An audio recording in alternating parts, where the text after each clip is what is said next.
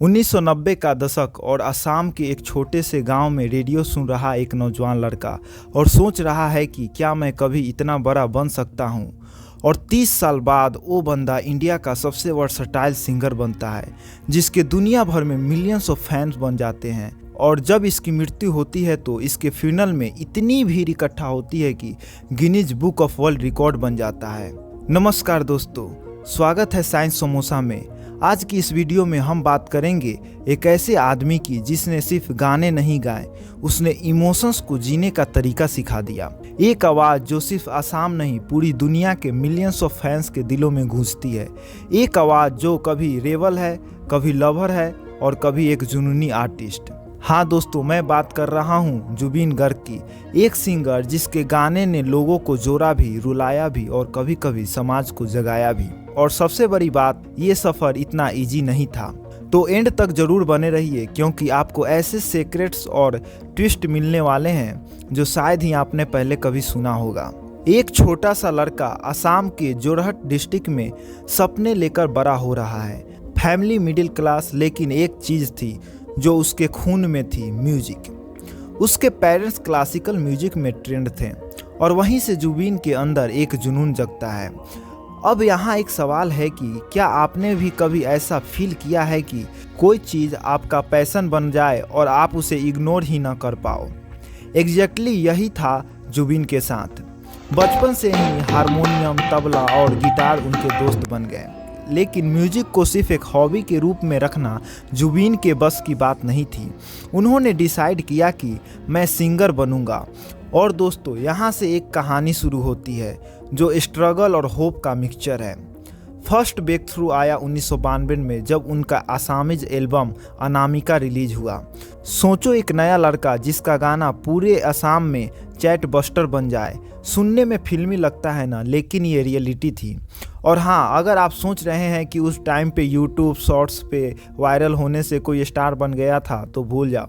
उस वक्त cassette tapes होती थी और लोग रिवाइंड करते करते उनकी टेप्स खराब कर देते थे। लिटरली इतना पागल थे लोग उनके गाने के लिए।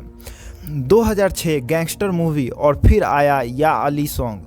जुबीन का ये गाना एक अर्थक्वेक की तरह आया। हर रेडियो स्टेशन पे, हर वेडिंग में, हर दिल में। सडनली पूरा इंडिया एक असामी सिंगर की आवाज़ पे पागल हो गया और ये गाना जुबीन को नेशनल लेवल पर ले गया।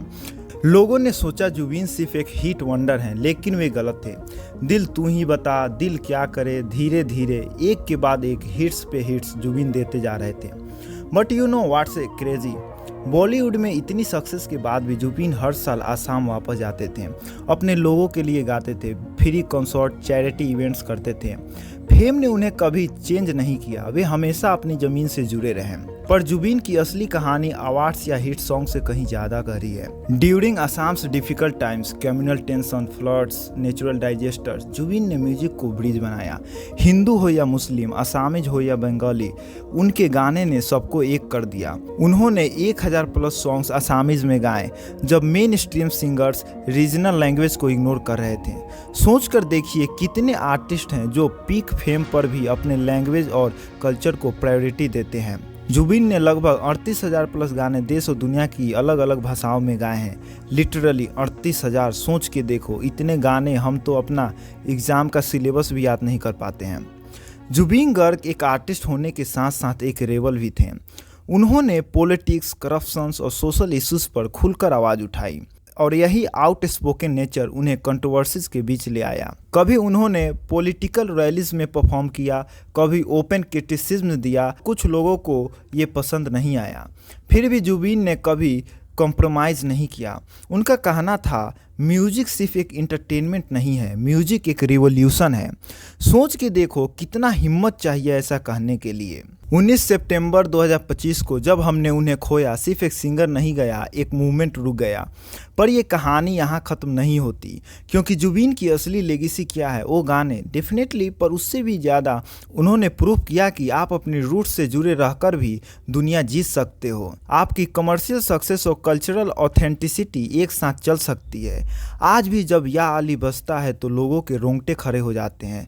जब असामीज म्यूजिक बजता है तो उसकी इको जुबीन की आवाज़ में सुनाई देती है। तो अगली बार जब भी आप म्यूजिक सुनो तो याद रखना, हर नोट के पीछे एक स्टोरी है, हर गाने के पीछे एक सोल है।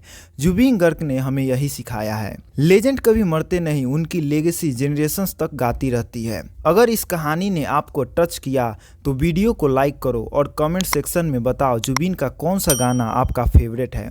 और हाँ, साई समोसा को सब्सक्राइब करना मत भूलना। Share your memories, let's celebrate this legend together. Rest in peace Zubeen sir, your voice will echo forever. धन्यवाद। जय हिंद।